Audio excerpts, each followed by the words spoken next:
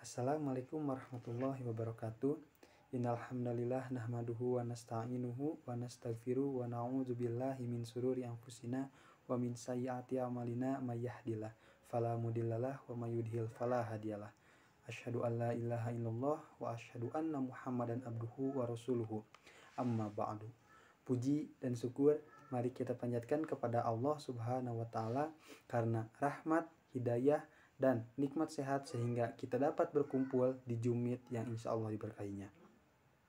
Kemudian sholawat dan salam senantiasa tercurah limpahkan kepada Nabi Muhammad SAW, kepada para keluarganya, sahabatnya, dan kita selaku umatnya, semoga diberi syafaat darinya. Amin ya rabbal alamin. Kami dari kelompok 1 akan mempresentasikan materi dengan judul Landasan Pendidikan. Sebelum masuk ke materi, saya akan memperkenalkan anggota-anggota yang ada di kelompok 1. Perkenalkan, nama saya Azmi Paujan Rubani selaku moderator. Selanjutnya ada Siti Ainul Izki, Nadia Rizky Priyandani, Dea Nur Anggraini, dan M. Raji Fahmi. Untuk mempersingkat waktu, saya persilahkan kepada pembaca materi untuk mempresentasikan. Baiklah, saya Siti Ainur Isketulalia sebagai pembaca materi akan menyampaikan materi pada bagian pengertian landasan pendidikan, tujuan dan fungsi landasan pendidikan. Untuk yang pertama yaitu pengertian landasan pendidikan. Landasan pendidikan adalah tumpuan, dasar atau asas konseptual yang menyelubungi pendidikan secara keseluruhan. Biasanya yang dibahas terkait dengan landasan pendidikan ini adalah terkait manusia sebagai makhluk pembelajar, situasi, proses, perubahan sosial, aliran pelaksanaan, hingga permasalahan-permasalahan pendidikan. Menurut Yatimah mengatakan bahwa secara leksikal, landasan berarti dasar, tumpuan, atau alas. Oleh karena itu, landasan pendidikan merupakan tempat bertumpu, titik tolak, atau dasar pijakan dalam melaksanakan pendidikan.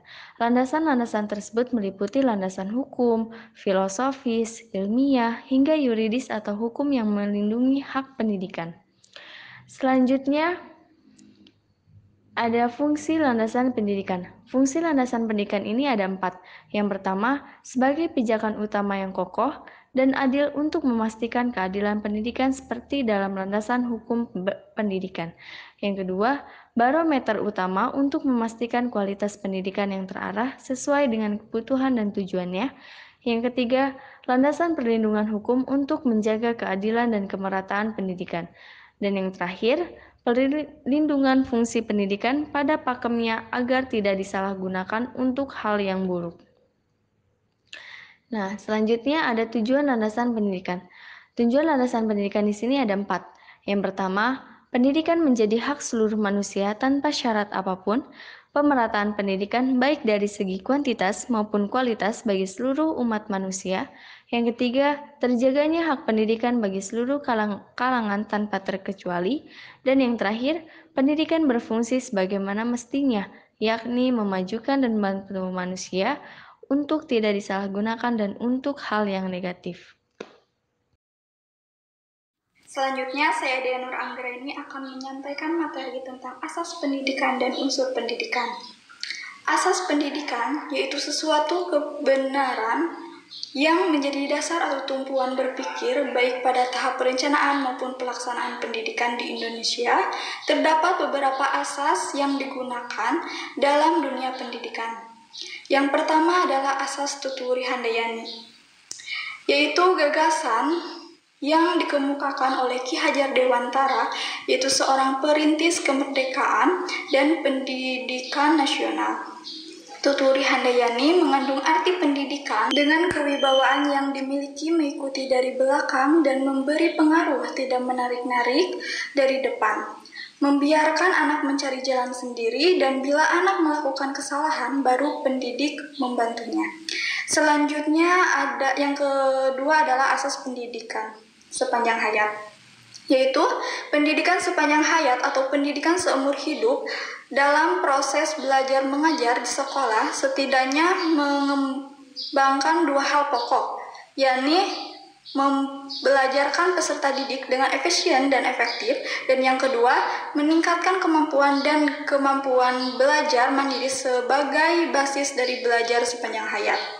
Selanjutnya ada yang ketiga, asas kemandirian belajar.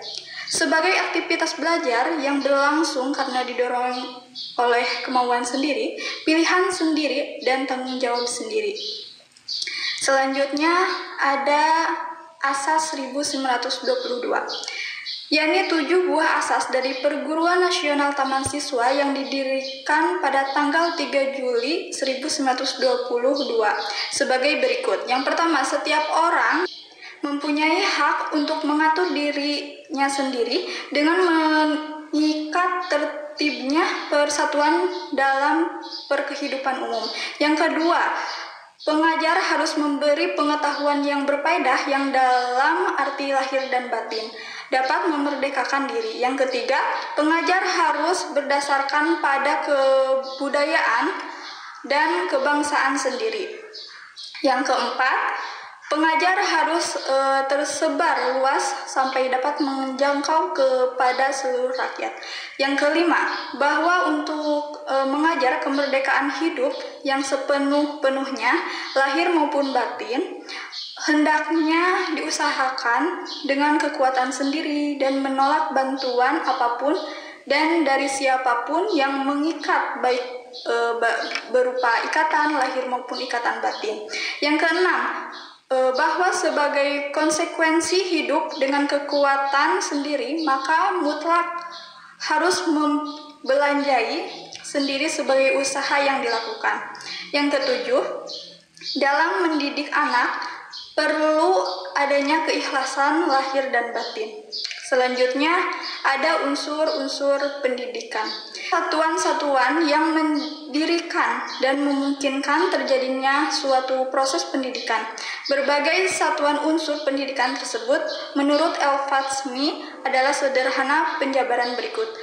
Yang pertama, tujuan pendidikan mendidik anak ke arah hidup yang merdeka atau mandiri.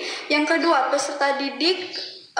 Yang ketiga adalah pendidik, orang yang melakukan dalam bidang mendidik. Yang keempat, interaksi edukatif, yaitu hubungan interaksi timbal balik antara pendidik dengan peserta didik, dan tujuannya merubah tingkah laku dan perbuatan seseorang. Yang kelima, materi pendidikan.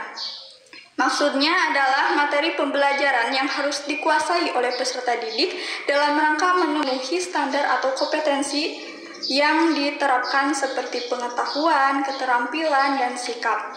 Yang keenam adalah alat dan metode pendidikan, yaitu suatu perantara yang digunakan untuk menyalurkan ilmu atau isi ilmu pendidikan. Yang ketujuh adalah lingkungan pendidikan, yaitu tempat prosesnya pendidikan.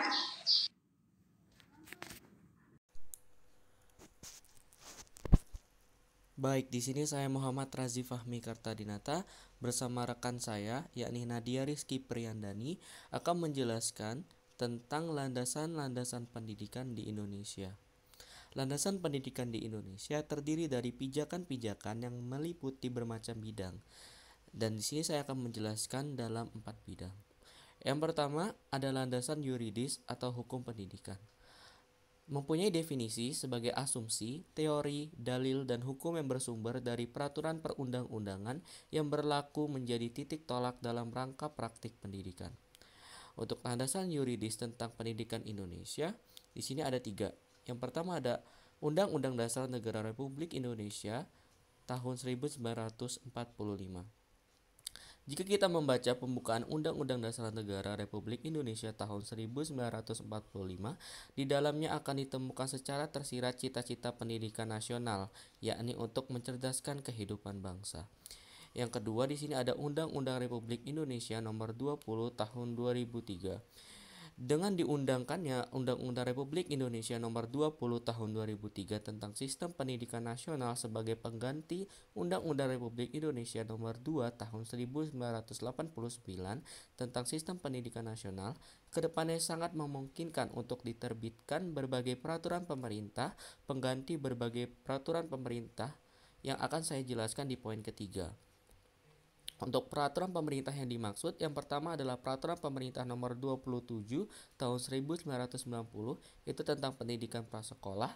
Ada Peraturan Pemerintah Nomor 28 Tahun 1990 tentang pendidikan dasar, Peraturan Pemerintah Nomor 29 tentang pendidikan menengah, Peraturan Pemerintah Nomor 30 dan Nomor 31 Tahun 1999 tentang pendidikan tinggi, serta Peraturan Pemerintah Nomor 73 Tahun 1991 tentang pendidikan luar sekolah. Yang kedua, akan saya jelaskan tentang landasan filosofis pendidikan. Untuk definisinya itu sendiri, yakni landasan yang berkaitan dengan makna atau hakikat pendidikan yang berusaha menelaah masalah-masalah pokok dalam pendidikan. Yang pertama saya akan jelaskan dulu bidang kajiannya. Yang pertama ada ontologi. Untuk ontologi itu merupakan salah satu kajian filsafat yang paling kuno dan berasal dari Yunani, di mana studi tersebut ini membahas keberadaan sesuatu yang bersifat konkret atau nyata. Yang kedua ada epistemologi. Dia merupakan cabang dari filsafat yang berkaitan dengan teori pengetahuan. Epistemologi mempelajari tentang hakikat dari pengetahuan, justifikasi, dan rasionalitas keyakinan. Yang ketiga ada aksiologi, merupakan cabang filsafat ilmu yang mempertanyakan bagaimana manusia menggunakan ilmunya. Jadi yang ingin dicapai oleh aksiologi adalah hakikat dan manfaat yang terdapat dalam suatu pengetahuan. Selanjutnya saya akan menjelaskan aliran-aliran. Yang pertama ada perennialisme. Perennialisme merupakan aliran filsafat pendidikan yang melihat ke belakang, percaya bahwa kebijaksanaan abadi dari spiritualisme, tradisi, dan agama berbagi satu-satu kebenaran metafisik yang universal di mana semua pengetahuan, ajaran, dan nilai yang baik telah tumbuh. Yang kedua ada esensialisme, yakni aliran yang ingin kembali pada kebudayaan-kebudayaan warisan sejarah yang telah terbukti keunggulannya dan kebaikannya bagi kehidupan manusia. Yang ketiga ada progresivisme.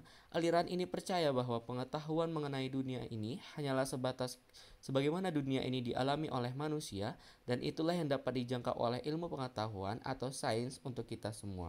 Yang keempat ada pedagogi kritis. Salah satu unsur pokok dari aliran ini adalah keharusan untuk memandang sekolah sebagai ruang publik yang demokratis. Dan yang terakhir itu ada eksistensialisme, merupakan salah satu ciri pemikiran filsafat pada abad 20 yang sangat mendambakan adanya otonomi dan kebebasan manusia yang sangat besar untuk mengaktualisasikan dirinya. Oke, kita lanjut ke landasan pendidikan di Indonesia yang ketiga, yakni ada landasan religius pendidikan. Pendidikan adalah hal yang sangat bergantung pada keimanan dan keyakinan peserta didik masing-masing, di mana pendidikan adalah hal yang harus berdasarkan keinginan peserta didiknya sendiri, bukan paksaan atau dorongan dari orang atau bahkan instansi dan lembaga lain. Untuk landasan yang keempat, yakni tentang landasan ilmiah pendidikan. Mempunyai definisi landasan teori yang digunakan untuk mengkaji dan mempelajari berbagai ilmu yang berhubungan langsung dengan pendidikan dari segala ilmu yang menyelimutinya. Di mana contoh-contohnya, yang pertama adalah landasan psikologis pendidikan, landasan sosiologis pendidikan, landasan antropologis pendidikan, landasan historis pendidikan, serta landasan ekonomi pendidikan. Landasan psikologis pendidikan. Asumsi-asumsi yang bersumber dari hasil studi disiplin psikologi yang dijadikan titik tolak dalam rangka praktikum pendidikan. Menurut Yatimah 2017 halaman 117, psikologi dan pendidikan merupakan kesatuan yang sulit dipisahkan. Landasan sosiologis pendidikan, yaitu seperangkat asumsi yang bersumber dari hasil studi disiplin sosiologi yang dijadikan titik tolak dalam rangka praktik pendidikan menurut Yatimah 2017 halaman 126. Implikasi dari konsep individu dan masyarakat. Landasan antropologis pendidikan, seperangkat asumsi yang bersumber dari hasil studi disiplin antropologi yang dijadikan titik tolak dalam rangka praktik pendidikan menurut Yatimah 2017 halaman 130. Terdapat hubungan timbal balik antara pendidikan dan kebudayaan. Landasan historis pendidikan, seperangkat konsep dan praktik masa lampau sebagai titik tolak sistem pendidikan masa kini yang terarah ke masa depan. Yatimah 2017 halaman 130. Cakupan landasan historis pendidikan. Zaman purba, zaman kerajaan Hindu-Buddha, zaman kerajaan Islam, zaman pengaruh Portugis dan Spanyol, zaman kolonial Belanda, zaman pendudukan Jepang, pendidikan periode 1945 sampai 1969, pendidikan pada masa PJP 1 antara 1969 sampai 1993. Landasan ekonomi pendidikan. Menurut Pepelasis, faktor-faktor yang sangat penting dalam ekonomi pembangunan yaitu SDA, SDM, akumulasi modal, teknologi dan kewirausahaan, serta sosiologi budaya. Faktor ekonomi yang sangat berkesesuaian dengan pendidikan adalah SDM. Oleh karena itu, ditinjau dari sudut pandang ekonomi, pendidikan adalah human investment atau upaya penanaman modal pada diri manusia. Mungkin cukup sekian presentasi dari kelompok 1. Maaf yang sebesar-besarnya jika terdapat kesalahan, karena kesalahan itu sendiri datanya dari diri kita. Jika ada benarnya, itu datanya dari Allah. Wassalamualaikum warahmatullahi wabarakatuh.